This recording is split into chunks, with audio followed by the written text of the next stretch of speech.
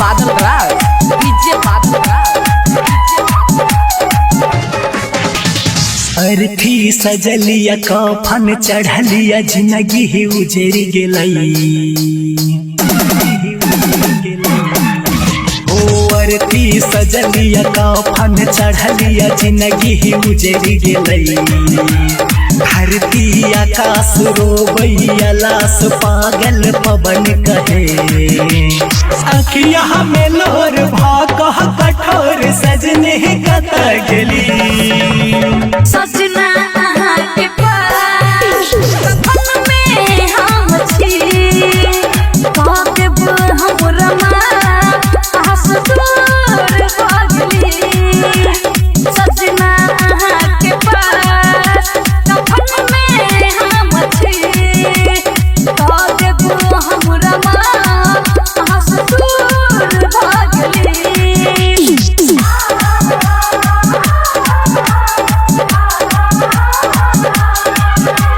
DJ बादल राज, DJ बादल राज।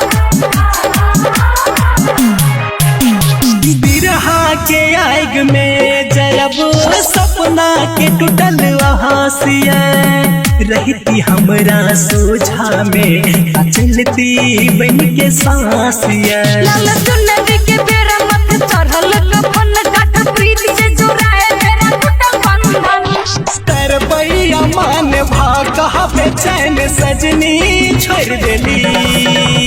सजना अहाँ के पास कफन में हम छी, कह देब हमरा हंस दूर भगली।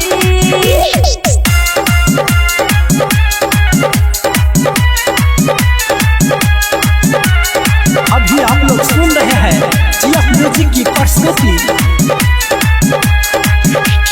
डीजे बादल राज, डीजे बादल राज।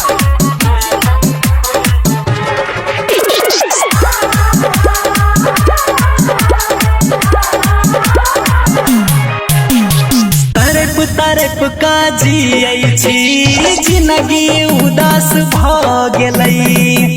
जान जान कही का हमरा प्राण निकल का लागलई। जन्म जन्म के साथ छूटल, डोल के जगह हमर लाश उठल। राम भगत के पागल बना के दूर भ गेली।